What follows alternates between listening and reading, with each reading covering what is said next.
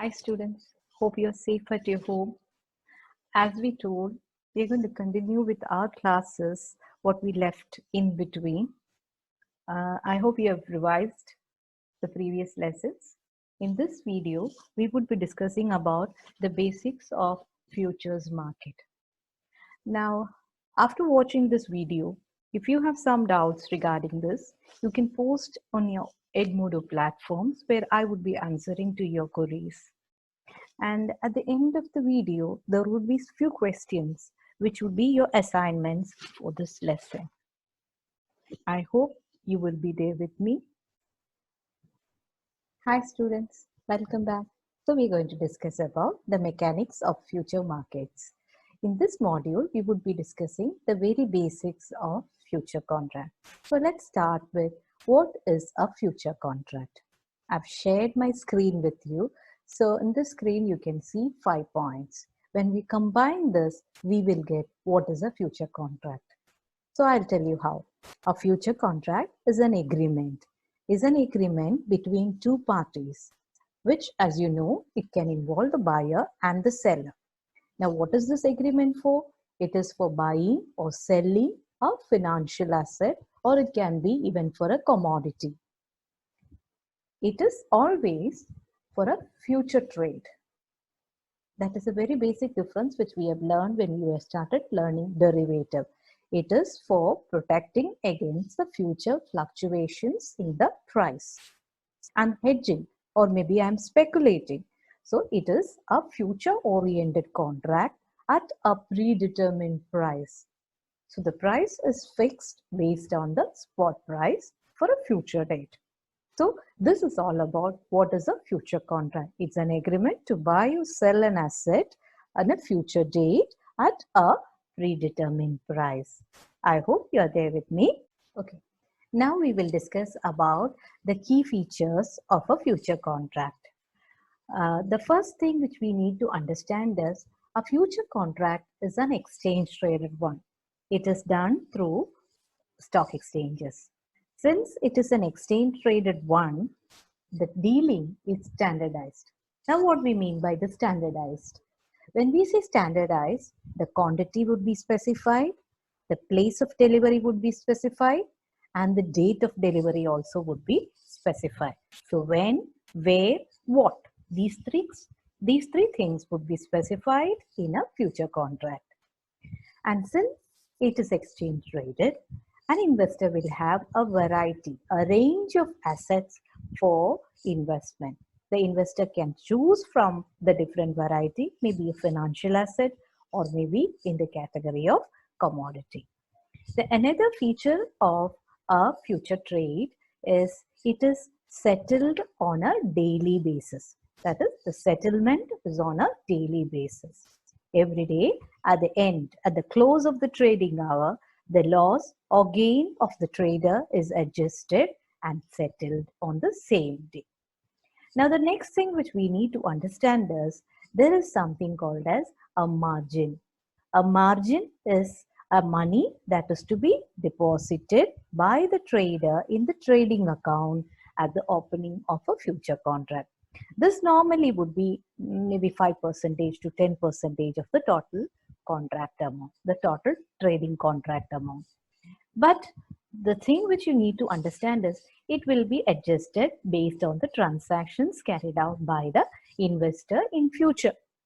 Sometimes if you incur a huge loss, the money would be taken out of your margin money. So your balance need to be again kept to the previous position by adjusting, by putting more money. So that adjustment will be done accordingly as the transaction happens. Now the next thing is, as for every derivative contract, we have learned that it is done for hedging or maybe for speculation. Now what is hedging? Hedging is nothing but a protection against the risk which may happen due to change in the price of an asset. So it is a tool used for hedging. In many cases, future contracts are also used for speculation. The very basic understanding about speculation is a speculator will always try to take benefit out of volatility in the market. So these are the basic features of a future contract. One is it is exchange traded. Since it is exchange traded, the transactions are standardized and it is settled on a daily basis at the close of a trading hour. And you need to have a margin, initial opening margin for entering into a future contract, which will be maintained depending on the outcome of your transaction. And since the future contract is happening in a stock exchange, an investor will have a range of assets to invest in. I hope you understood what we are trying to discuss. Okay, now we will look at the type of future contract. Broadly, the future contracts can be categorized into two. One, commodity futures. Two, financial futures. Now we will look at what is a commodity future. As the name indicates, you can guess the underlying asset would be some sort of commodity. Now this can be categorized into a soft commodity or a hard commodity. Now what is the soft commodity?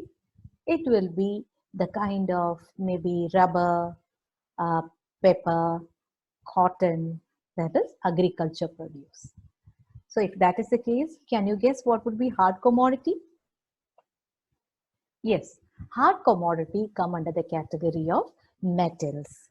Metals like gold, palladium, maybe copper, all which is dealt in a market. So in commodity market or in commodity future market, a commodity is exchanged for cash in the spot market. But what you have to remember is it is at a predetermined price. The price was already decided by the buyer and the seller when they entered into an agreement.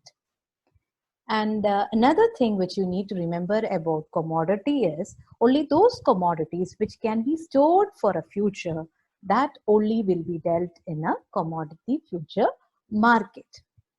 So maybe then you might have a question about, can all sorts of commodity be dealt in a commodity future market? The answer is no. A commodity which has regular supply and demand, whose price is maybe determined by the forces of market, that is demand and supply, that only will be dealt in a commodity future market. Okay. Now let's discuss about financial future. Shibin, are you there with me?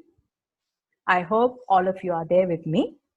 So financial future, as we discussed in case of commodity, here the underlying asset would be a financial asset. A financial asset. So here a financial asset is bought or sold at some specified price in a future date. That is a very basic nature of a financial future contract. We can categorize this contract into three based on the type of underlying asset.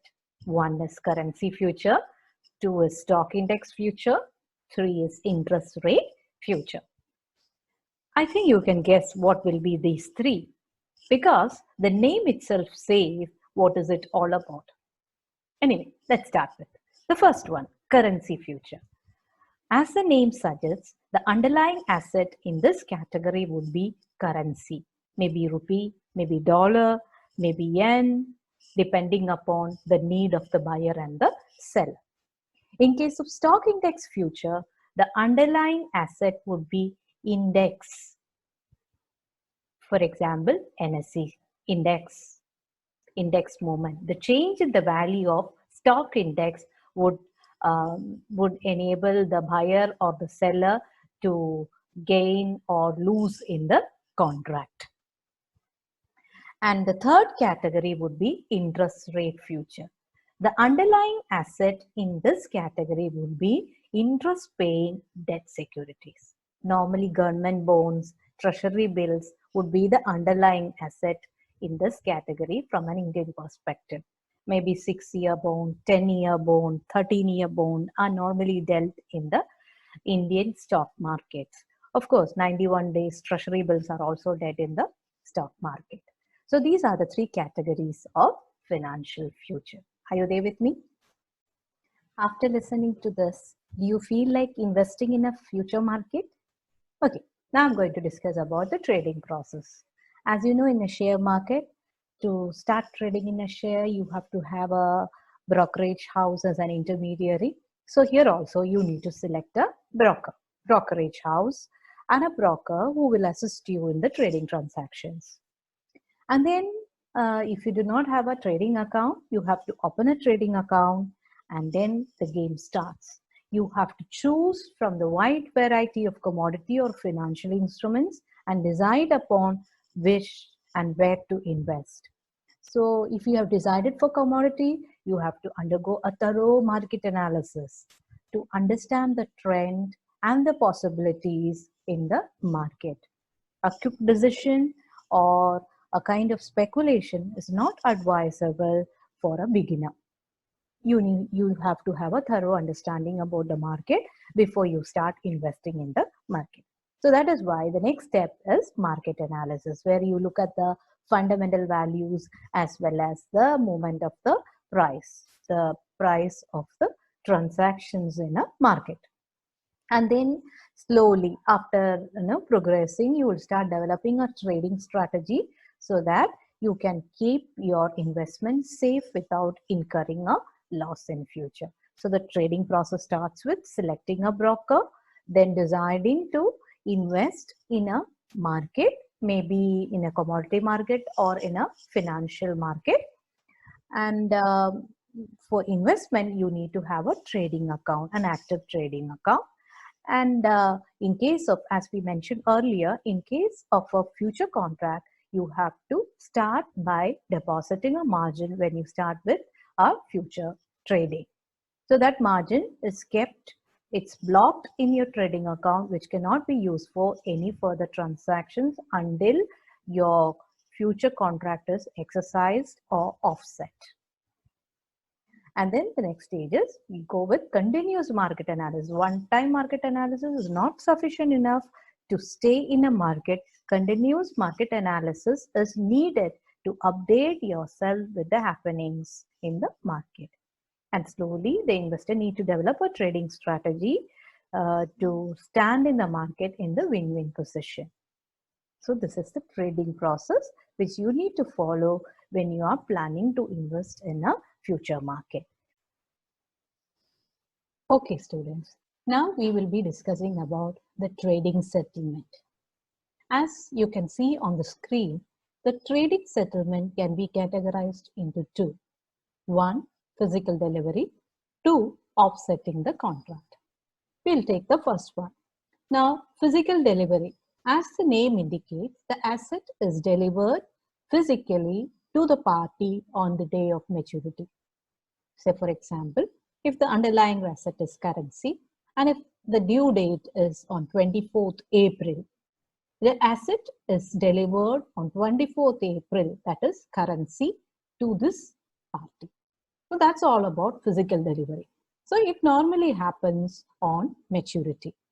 When we look from the Indian perspective, in a year, there are 4 times this settlement happens. Normally on the third Wednesday during the months of March, June, September, and December. Now we will look at the second one, that is offsetting contract. Now what do you mean by this offsetting contract? In simple terms, it is settling the contract before the maturity date. Or the trader takes an equivalent but opposite position normally to reduce the net position to 0 before the maturity date. So the purpose of taking this opposite position is either to limit the liabilities or maybe to eliminate the liabilities. In any case, it happens before the maturity date. So in conclusion, trade settlement can be of 2 types. One is physical delivery, second one is offsetting the contract. Okay, next we will discuss some of the common terms which you might come across when you are talking about futures. So first one is open interest. Open interest is nothing but the total of long positions and short positions outstanding on a particular day. So maybe you will have 10 long positions. As you know, long position is for, yes, buying, and there might be 20 short positions which are open, which are outstanding, which are yet to be settled in a market. Those total together we will call as the open interest. The next one is settlement price. We know that in futures, it is settled on a daily basis. It is otherwise called as mark to market. So the settlement price is the closing price, the price which is used for daily settlement process. That's why I have put it the price just before the final bell in each day. The third concept which we would be discussing is volume of trading. I think you know this because in share market when we were discussing, we talked about volume of trading. It's nothing but the total number of trades that has happened on a single day. It talks about how active the market was, whether it was a bearish trend, whether it's a bullish trend. All that can be assumed by looking at volume of trading. So open interest is nothing but the total number of contracts outstanding on a particular day at the, maybe you can take at the close of the trading hour, right? The second one is settlement price. The settlement price is used for settling the daily trades. And the third one is volume, the total volume involved in the trading process. It's the total of buying and selling process in the market on a single day. So we have now 3 terms. Now we'll go to the next part.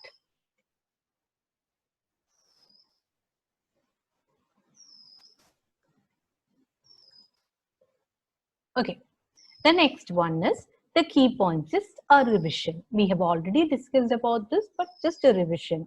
As we know, futures are settled on a daily basis. Closing out of a future position involves entering into an offsetting trade. We had discussed it in the previous slide. That is, offsetting happens before the maturity date. And when we look into the Indian scenario, most of the contracts are closed out before the maturity date. Okay. Now we will discuss about types of orders. Types of orders that are normally exercised in future market. First one is limit orders. The key word to be remembered in this category is the order is exercised at a designated price. So the broker is instructed with a particular price and based on that he exercises the future contract, maybe to buy or even to sell. The second one in this category is stop loss order. Here it is implemented by the trader automatically once a predetermined price, otherwise called as a threshold limit, has been crossed. Now you might think, what is the difference between limit order and stop loss order? The main difference between limit order and stop loss order is a limit order is visible to the market at the time of exercising or at the time of instructing about the designated price. It's happening, it is present. And here the broker is instructed to buy or sell at that specific price. But when we come to the case of stop loss order, the price isn't visible. It is not visible to the market at the time of entering into the contract or at the time of instruction being provided by the customer. But it will activate only when the threshold price has been met. So this is not evident, this is not visible in the market. It will come into force only when that threshold price is being met. So that is the main difference between a limit order and a stop loss order. The next one is stop limit orders. Stop limit orders. The key word here is there are 2 prices. The idea behind such a pricing is to gain more control over the price. So, this type of orders combines the features of stop loss order and limit order. It will be executed at a specified price after a given stop price has been reached. I repeat, after a given stop price has been reached. So the first part of the order is written like above the stop order. And the second part of the order specifies a limit price. That's why we say that it is a combination of limit orders and stop loss orders. Let's go to the next one. Discretionary order. It's very evident from the wording itself, the broker is having little more discretion in applying his logic in buying or selling a future contract. So that is the basic nature of discretionary order. Along with the limit order, a limit price, a designated price, a maximum price, or maybe a minimum price would be specified by the customer. Along with that, the broker is allowed to apply his own discretion, his own logic in going with the purchase or sell decision of future contract. So that is all about discretionary orders. Now the next one is market orders. It's very simple. Orders are exercised at the best possible price available in the market. That's it. You will be considered with the price range and looking into the risk appetite as well as looking at the preference of the customer. Orders are executed at the best possible price. So that's market orders. Now the next one is market on opening order. It's very clear from the wording itself. It is the best possible price obtainable when the market opens. The key here is at the time of opening of the market, there would be a range of price. In the first few maybe minutes, first 1 hour, there would be a range of price available. From that, the best possible price obtainable. So that's the kind of order what is being made on market on opening orders. So we had been discussing about stop loss order, limit order, stop limit orders, discretionary orders, market orders, and the last one is market on opening orders. Now we will look at what is by now you might have understood what is the basic difference between a forward contract and a future contract. We've already said when we started with our class, a forward contract is a private dealing. It is not a standardized one. It does not come into a market. So it's a private contract between two parties. Whereas in case of futures, it's always exchange traded. There would be a stock exchange in between which is regulating the trade happening. And since it is exchange traded, the dealings are standardized one. It will specify where, when, how much, quality, all these would be specified within the contract. And in case of forwards, normally there would be one specified delivery dates. But in future, there would be a range of delivery dates depending upon the circumstances. And you can, by now you know that it is not only settled on maturity date, it is even settled before the maturity date. And another thing which you might remember is, it is settled on a daily basis. It is marked to market. So in that case, there would be a range of delivery dates, maybe 1 month, 2-month contract, 3-month contract. All these would be available in the market. And then the next main difference here is, in forward, delivery or final settlement of cash happens in almost all the conditions. But in futures, we know that it can happen even prior to the maturity. credit default risk is literally absent in case of futures. Do you know the reason for that? Yes, the reason for that is it is settled on a daily basis at the close of the trading hour. But what about forward? There is high amount of credit default risk because it's a contract between private parties. There is no concept or mandatory norm for margin money. There is no regulator in between the forward market.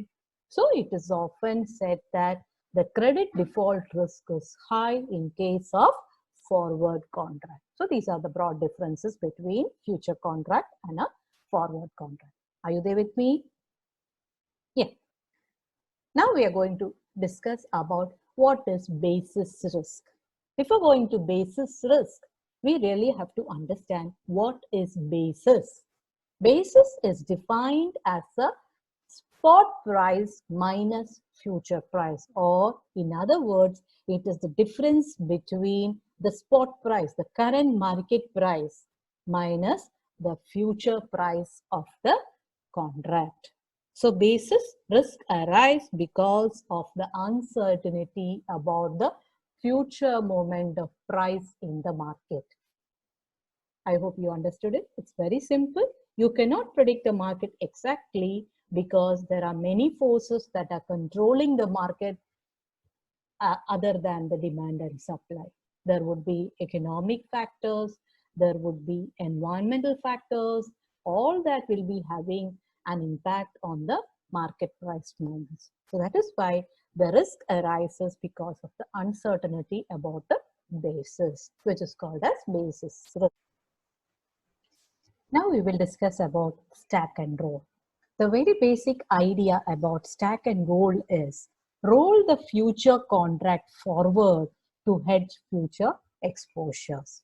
We know that offsetting is possible in a future contract. So just before the maturity date, we close the existing contract, the open interest, and replace them with a new contract to reflect the new exposure. This is called a stack and roll. So the key word here is rolling the future contract to accommodate future exposures. That's stack and roll. Okay.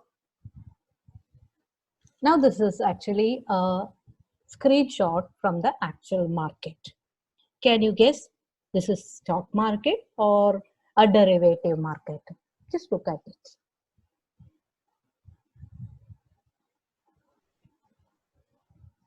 Yes, I hope you guessed it. This is a view from the stock market. This is actually the price of TCS, right? See, you can see equity TCS, the Tata Consultancy Services, the symbol is TCS, and it is listed in the stock market. And you can see the current price. It is trading at a decrease of 3.61%, right? This is a stock price. And in this screen, I'm just showing you from this screen itself, if you want, you can get the derivatives code for the script. I hope you remember the assignment which I had given in the class. It is something like this. So it's again pending. We stopped in the middle of our classes. Okay, that's okay. We are just going to continue with it. So this is a screenshot from the stock market trading. Now let's look into the future market. Now, can you know the difference between the previous screenshot and this one? Here the instrument type became stock futures. See, stock futures. And this is what type of derivative instrument? This is stock derivative. You know why? Because the underlying asset is stock, share. In this category, it is TCS. See, TCS. The price here is almost, the per unit price is almost similar to the stock market price, but little different between, or maybe a slight difference between the spot price in the market and also the future price. And this trade is going to expire on 24th December. Now we will look at the intricacies in this.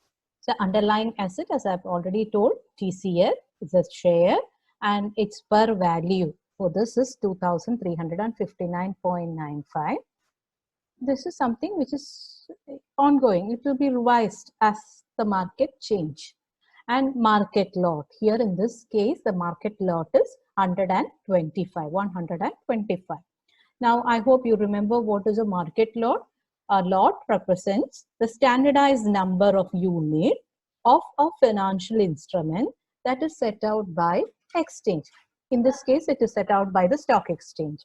So here it is 125 shares of TCS make this financial instrument, each one, each category. Maybe you can go in multiples of 125, like 125 into 2, 125 into 3, likewise, right? Now from this, you have to calculate the current value. Can you guess how do we go with computation of current value of this future contract? How do we do? I had already discussed that in the class. I don't know whether you remember it. Just think. Okay. I hope you have thought like this. The current value can be calculated as lot size into price of futures. So here the lot size being fixed by the market, we have bought an instrument with lot size 125. And so if that is the case, the current value would be 125 into 2,374.90. So this is your current value for this future contract. Now, how did I get this rupees 2,374.90? Here, the closing price. I assume this to be the closing price. I took it from here. I hope you understood this. This is actually a screenshot which I had taken from the market trading. Okay, now the ball is in your court. We have almost come to the end of the first part, the basics of future contract. Here comes the assignment for you, which is connected with this. You have to go through this. You have to place your doubts in our Edmodo platforms. Bring all those doubts as a discussion point.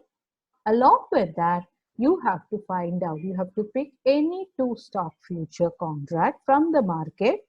Send me the screenshot of it as I've taken it.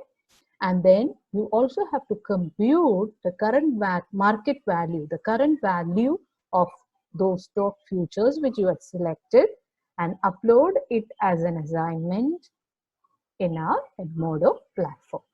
So this carries a weightage of 10% and the due date is on or before 18th of this month. Okay, we'll come back with part 2. Thank you. Welcome back, dear students. So this is part 2 of our discussion on futures market. In this part, we will discuss about the pricing of futures contract. Generally, the pricing in futures contract is done through arbitrage process. The reason for this is there are wide choices. There are wide variety of financial assets as well as commodity categories. So an arbitrager exploits the differences in the price which are happening in the futures and spot markets or cash futures and cash market.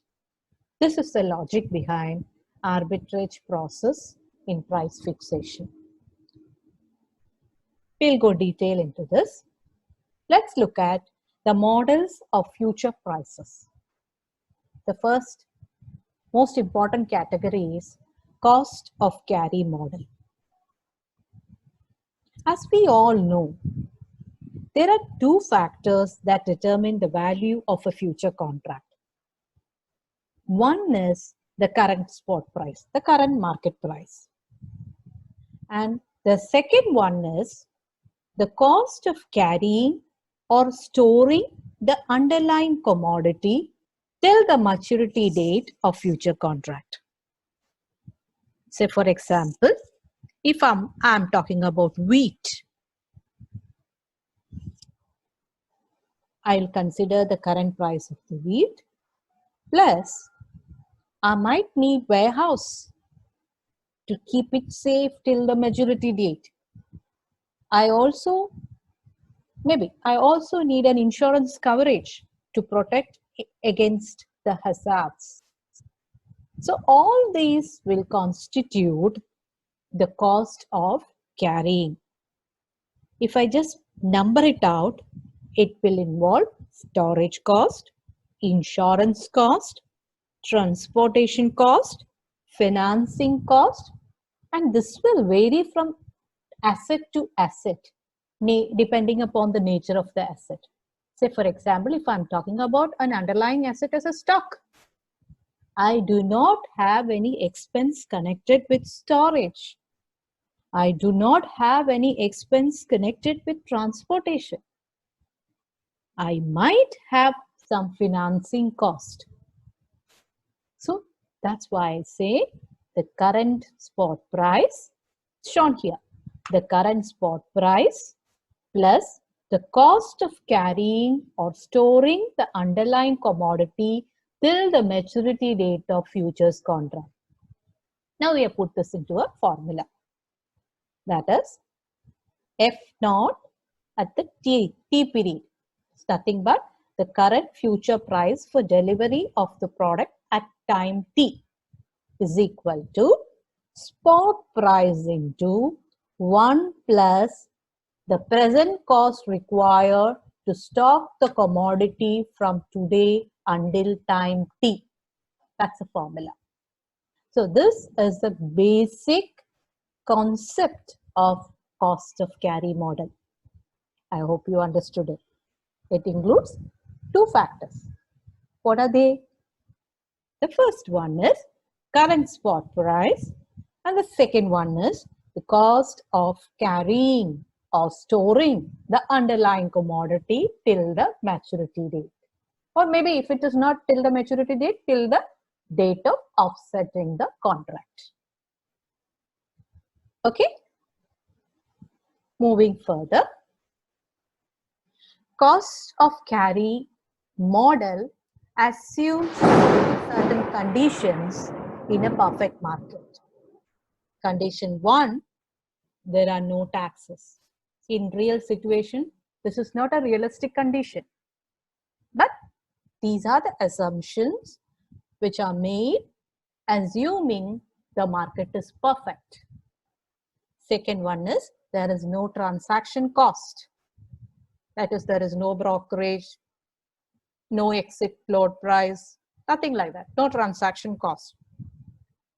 3, short selling is possible. I don't know whether you remember what is short selling. Just listen to me.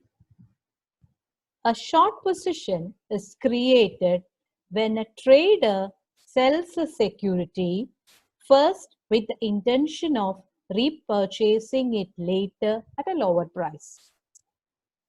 In Indian scenario, there are two types of short positions. One is naked, another one is covered. In naked short position, a trader sells a security without having possession of it. In covered short position, the trader borrows the particular asset, maybe share, from a stock loan department and sell it. In return, the trader pays a borrowing interest rate during the time of this short position is in an active place. So here, in short, we say that selling an asset which you are planning to own in future. So currently you are not the owner of that particular asset which you are selling. That is the case of short selling. And it is assumed that short selling is possible. The last condition is investors can borrow and lend money at the same rate of interest, which you know that it will not happen in an imperfect market. Okay, I hope you are there with me. Now, broadly, the arbitrage strategies used in cost of carry model can be categorized into two. One is cash and carry arbitrage. Two is reverse cash and carry arbitrage. Dear students, be with me because sometimes this can be little confusing. But it's very simple. Just listen to me very carefully. We'll go with the first one, cash and carry arbitrage process. I have put the short keyword which you have to remember. That is long position in the spot market. Now you know what is long position. Buying in the spot market and opening a short position in the future market. Short position is selling in the future market. That's the key of cash and carry arbitrage. So the steps here is the trader borrows money. Second step is he do short selling. He sells the future contract in the market. But at that time, the seller is not, the trader is not possessing the asset. Okay, he sells, short position. Then what happens? He buys the commodity from the spot market. That's a long position. Okay, and delivers the commodity against a future contract, where we already have entered into a future contract specifying maybe 1 month, 2 months. So this trader keeps the asset till the maturity date or maybe till the offsetting date and then delivers a commodity to the trader, that is to the party. Then he gets money and the loan, initially he had taken a loan, the loan is paid back. So this is actually cash and carry arbitrage. I'll tell you, I'll explain you with this with an example. But here the process which you have to understand is the trader expects that in future there is a possibility of making profit out of arbitrage process. That is the spot price, the future spot price and the future contract price is not equal. That's his expectation. In future, the trader expects that there is difference in the future spot price of this particular asset. Say, if the underlying asset is TCS share, the spot price, the market price of TCS share and the price quoted in the future contract will not be same, will be different. There creates the arbitrage opportunity. I hope you are there with me. You will understand this in a better way when I'm explaining that with an example. Now we will explain with this example. See, imagine that the spot price of gold is 30,000 rupees, 30,000 per 10 grams. The cost of carrying the asset for 3 months is 100 rupees per 10 grams. So we can say that as we have learned the formula, the future price of an asset would be spot price, that is 30,000 plus cost of carrying the asset till maturity. Say if it is a 3-month contract, that would be 30,100. 30,000 plus 3 months carrying cost, that is 30,100. Now imagine that the 3 months future contract on gold is trading at rupees 30,150 per 10 grams. Actually, the price should have been 30,100. So there is a mismatch. There is a mismatch between the fair value of the future contract and the future contract trading value. There is a difference of 50 rupees in this case, right? 30,100 and 30,150. So this is an arbitrage opportunity in the market. In this case, can you imagine what a trader will do?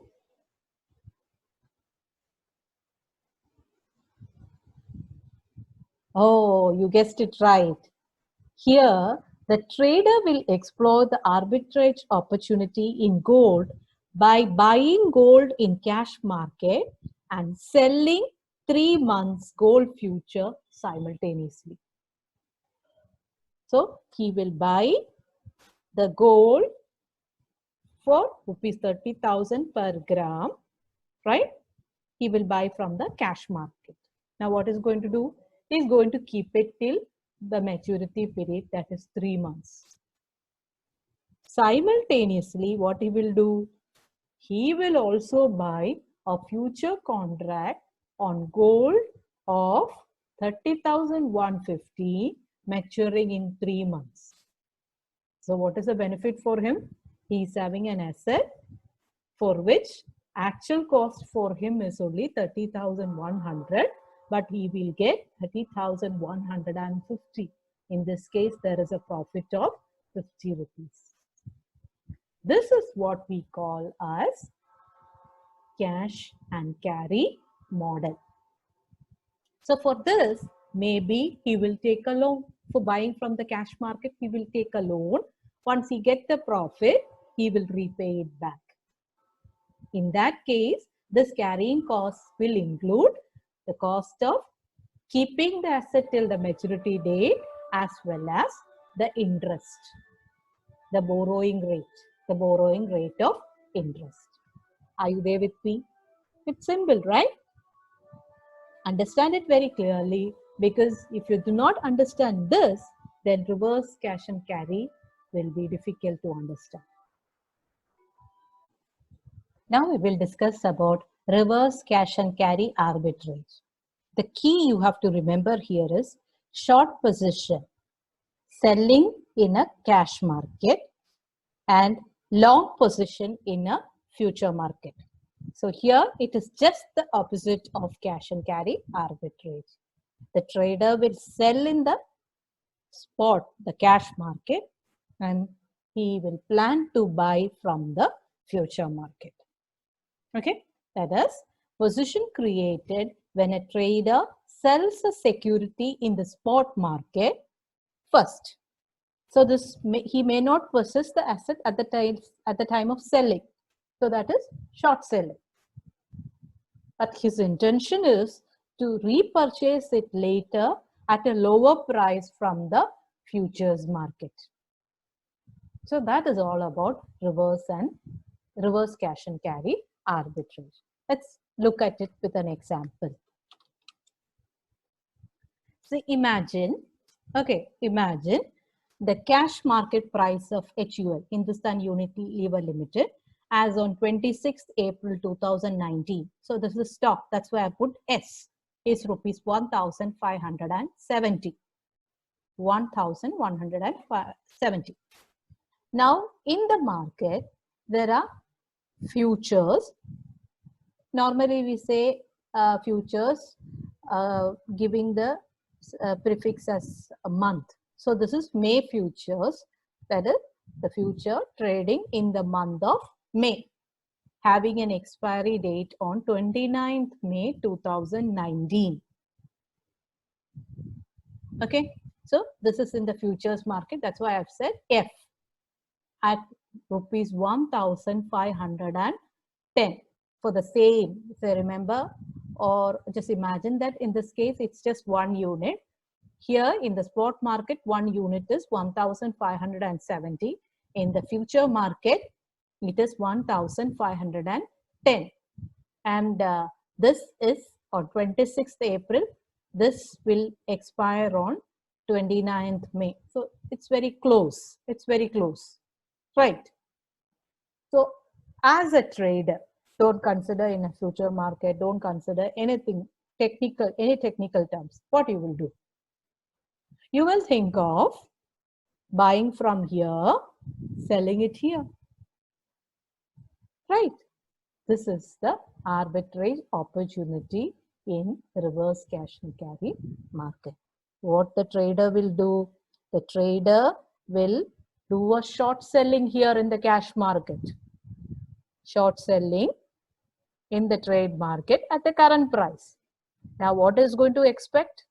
He is expecting to buy from the future market at 1510. So he is trying to make a profit out of it. This is an example of reverse cash and carry model. So it's just the reverse, right? In cash and carry model, we said about buying an asset from the cash market, keeping it till the maturity or maybe till the offsetting date and then selling it in the future market. Here it is just the reverse. You sell it in the spot market by buying from the future market. That's what we call as reverse cash and carry model. Are you there with me? It's simple, right? It's really simple. You just have to get the crux of it. Okay, let's move further. Now there are certain rules. If you have understood cash and carry model and reverse cash and carry, then there is no problem in understanding the rules regarding cost of carry model. And now the rules, it is not for promoting arbitrage opportunities, but it is to prevent arbitrage opportunities. Okay, we'll look at the first rule. In case of the first rule, here it is said that the future price in the futures market must be less than or equal to spot price of the commodity plus carrying cost.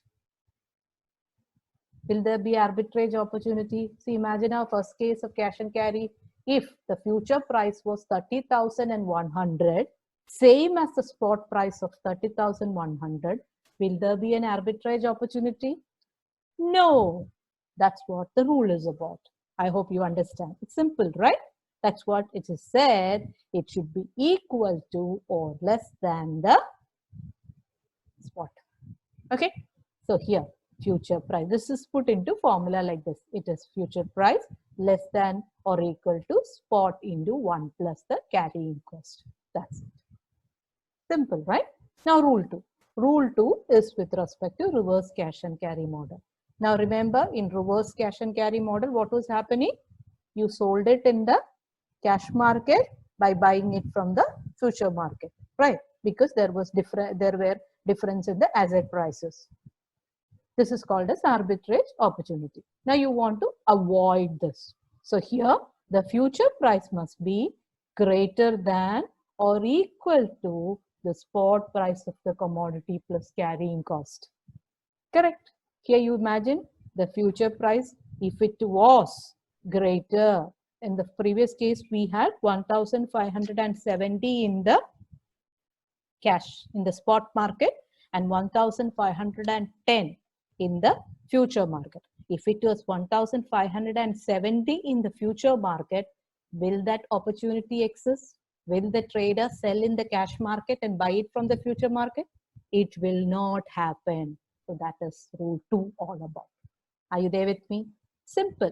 The formula here is, see here, future price greater than or equal to spot into 1 plus carrying cost. Now rule 3. Rule 3 is a general rule for all the conditions. It is a general rule which is actually controlling the arbitrage opportunity. It says the future price and the spot price of the commodity plus carrying cost should be equal. Then there is no arbitrage opportunity.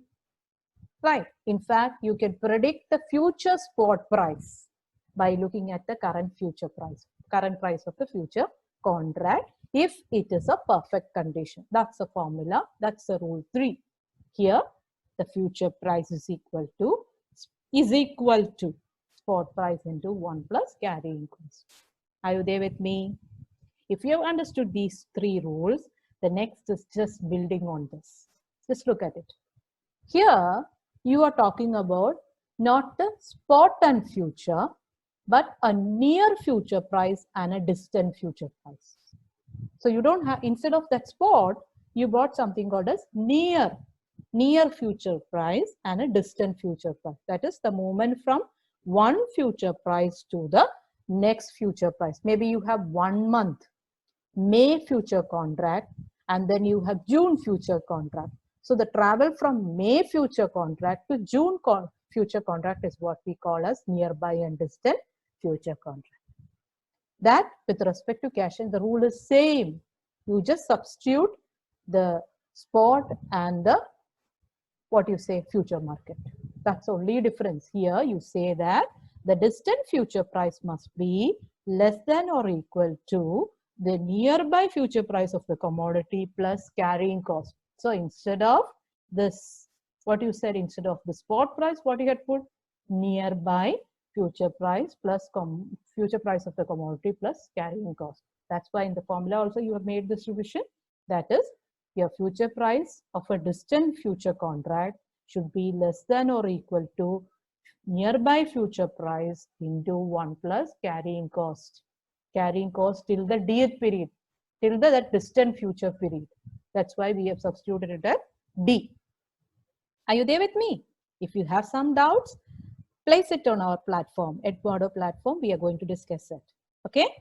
Now, the next is rule 5. It's with case 2, reverse cash and carry model. Instead of the spot, you have replaced that with nearby future price. So the formula is here. That is, the distant future price must be greater than or equal to the nearby future price of the commodity plus carrying cost. Earlier it was spot, now it is nearby future price. So that's why future price, the distant future price, D is equal. It should be greater than or equal to nearby future price into 1 plus carrying cost till the dth period, till that distant period. That's what we call as distant. Okay. Now coming to the general rule. Rule 5. General rule, now you can guess it. The future price must be equal to nearby. That is, here you can, if you want, you can put it as the distant future price must be equal to nearby future price of the commodity plus carrying cost. So distant future price is equal to the nearby future price into 1 plus carrying cost till that dth period. Okay. So that is the general formula. Have we learned these 6 rules? This is 6. Okay. I'll just correct it. Have you learned these 6 rules? Just remember it before we go to the next. Just remember it. Okay. So I've corrected it. Can we move to the next? Okay. We are moving into the next. This is just an assumption about an imperfect market. We make conditions for the perfect market. This is just the opposite of that. So in an imperfect market, there would be transaction costs, which we know. There exists a difference between the borrowing and the lending rate. Of course, there exists restriction on short selling. You cannot sell without keeping a margin. You have to maintain a margin for when you enter into a future market or option market in a standardized platform. So that's why there exists a restriction, and there is storage limitation. You cannot sell everything under the sky. You remember what I've said? You can deal only those commodities that can be stored for future, right? And then the last condition is margin requirements on mark to market, settled on a daily basis. That's it. Okay, I hope you know it. Now let's go into the last part of our future discussion. That is, this is about future prices and expectations. Okay, it's very simple. Contango is nothing but the future contract price higher than the future spot price. It's a condition where your future contract price, okay, is higher than the future spot price. So it is not a perfect market. There is opportunity for arbitrage when there is a difference between the future contract price and the future spot price. There is an opportunity for the arbitrager. Okay, so that is the condition where your future contract price is higher than the future spot price. Generally, this is the trend in most of the future markets because you are taking the risk, you are carrying the asset till maturity. Till maturity, you are incurring a lot of costs, including financing, insurance, warehousing, all these costs. So the market will reflect such a condition. Now the second one is just the opposite of it, where the spot price is higher. I'll speak in the same term as I discussed the previous one. Here, the future contract price is lower than the future spot price. Now you might think, how does this happen? It can happen in situations like when there is a shortage of currency, shortage of the asset. So for example, I'm talking about dollar. The underlying asset is dollar. So suppose if dollar is in shortage, then automatically the spot price will increase than the future contract price. The same rule of principles of business decision. That is demand and supply forces. When the supply is in short, the price goes up, right? That condition is called as backwardation. And then the last is unbiased future prices. Unbiased future prices is a condition where future contract price equals the future spot price. There is no arbitrage opportunity. There is no arbitrage opportunity. There is no opportunity to make excess return. So here the condition is future contract price equals the future spot price. Are you there with me? Simple, right? Okay. And this is your assignment. If you have understood what we have been discussing till now, this assignment is very simple. You have to find out the factors that would be considered while computing the carrying costs for 3 items. I put 3 items, that is gold futures, stock futures, gasoline futures. It's a gasoline. So if you remember correctly, I've said that the carrying cost will differ from asset to asset depending upon the nature. So these 3 come under different categories, right? So you have to tell me, how do you go with computing the carrying cost? What are the ingredients in this carrying cost? I've said, I've listed out total, no, mostly what all will come as carrying cost. Then you can Google it, find it out and give me the answer, upload your answer on or before 20th of this month. Okay, and it carries a weightage of 15%. I hope you are there with me. Listen to this video once, twice, and then if you have doubt, come to the Edmodo platform, place it over there, okay, which I would be answering until we come up with the next class on swap. Okay, thank you.